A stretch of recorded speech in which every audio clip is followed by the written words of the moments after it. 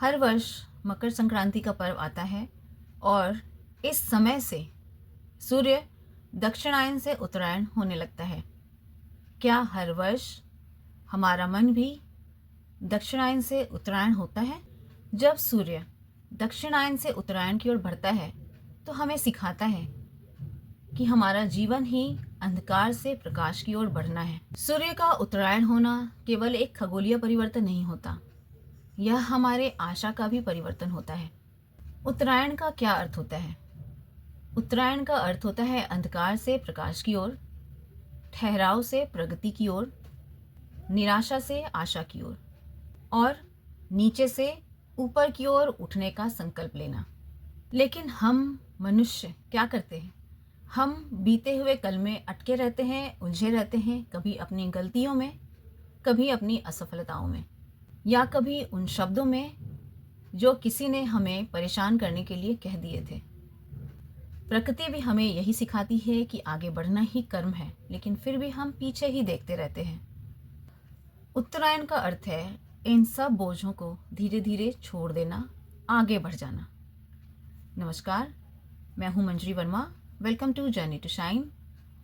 आप सब अच्छे होंगे, ब्लेस्ड होंगे, बहुत खुश होंगे और बहुत अच्छा कर रहे होंगे।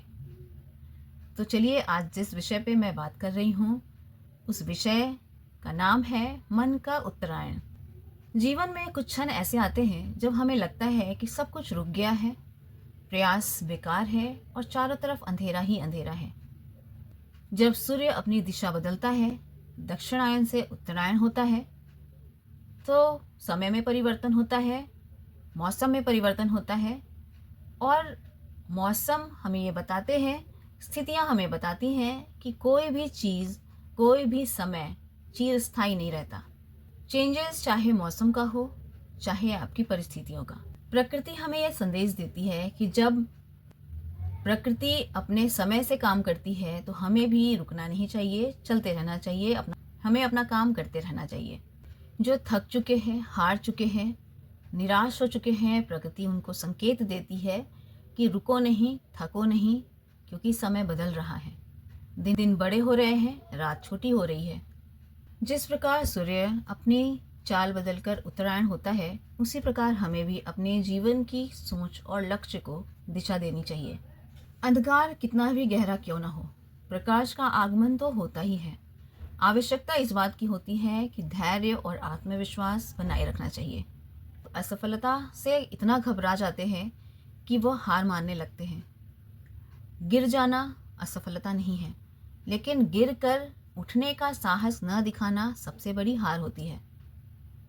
इस मकर संक्रांति आपने बहुत अच्छे से मकर संक्रांति सेलिब्रेट किया होगा। मकर संक्रांति पे हम क्या खाते हैं? तिल गुड़ खाते हैं और मुंह को मीठा करते हैं और पतंगे उड़ाते हैं। लेकिन तिल गुड़ और पतंग में कुछ गूढ़ बातें छुपी हैं, अगर आपने ध्यान दिया हो तो। अगर नहीं दिया है तो चलिए मैं बताती हूँ। तिल और गुड़ हमें सिखाते हैं जीवन में कठिनाई कितना भी क्यों ना हो, वाणी में मधुरता और मन में दृढ़ता बनी रहनी चाहिए। पतंग हमें याद दिलाता है कि ऊंचा उड़ने के लिए केवल सपने ही नहीं, अनुशासन और धैर्य भी सबसे ज़रूरी है। सूर्य हमें यह सिखाता है कि वह हर दिन उगता है बिना यह सोचे कि कल क्या हुआ था। अपने कार्य को टाइम से हमें भी करना आना चाहिए, बिल्कुल सूर्य की तरह, बिना यह सोचे कि कल हमें सफलता नहीं मिली थी तो आज प्रयास करना छोड़ देंगे। ऐसा बिल्कुल भी नहीं करना है। असफलता मिली है, कोई बात नहीं, मगर हमें आगे बढ़ना है सूर्य के जैसा। और एक दिन जैसे सूर्य चमकता है वैसे आप भी चमक जाएंगे। आपकी सफलता सबके सामने चमकेगी, सबको दिखाई देगी। व्यक्ति बहुत जल्दी हार मान जाता है अपनी असफलताओं से, किसी की तानों से। प्रकृति हमें यही सिखाती है, आगे बढ़ते रहो बिना रुके। जब प्रकृति अपना काम टाइम से करती है, फिर हम क्यों रुक जाते हैं? हम जीवन में यह संकल्प क्यों नहीं ले पाते कि हमें आगे बढ़ते रहना है, चाहे कुछ भी हो जाए। जीवन को बेहतर बनाने का प्रयास आपके हाथों में है और आप अच्छा कर सकते हैं। अगर आप चाहें तो क्या नहीं कर सकते। परिवर्तन प्रकृति का नियम है और परिवर्तन को स्वीकार करना ही प्रकृति है। हमारा जीवन बिल्कुल पतंग के जैसा है। पतंग ऊंचाई तक तभी पहुंचती है जब वह हवा का सामना करना सीख जाती है। वैसे ही हमारा जीवन जब कठिनाइयों से जूझना सीख जाता है, उससे कैसे पार पाना है यह सीख जाता है, फिर हमारी ज़िंदगी बहुत आसान हो जाती है और हम आगे सफलता की ओर बढ़ चलते हैं।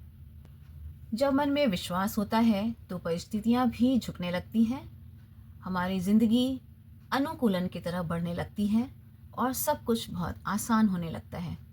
तो आज आप मेरे साथ यह संकल्प ले सकते हैं कि शिकायत कम करेंगे, प्रयास ज़्यादा करेंगे, जो बीत गया है उसे यादों में सम्मान देंगे और जो आगे आने वाला है उसे दिल से स्वागत करेंगे।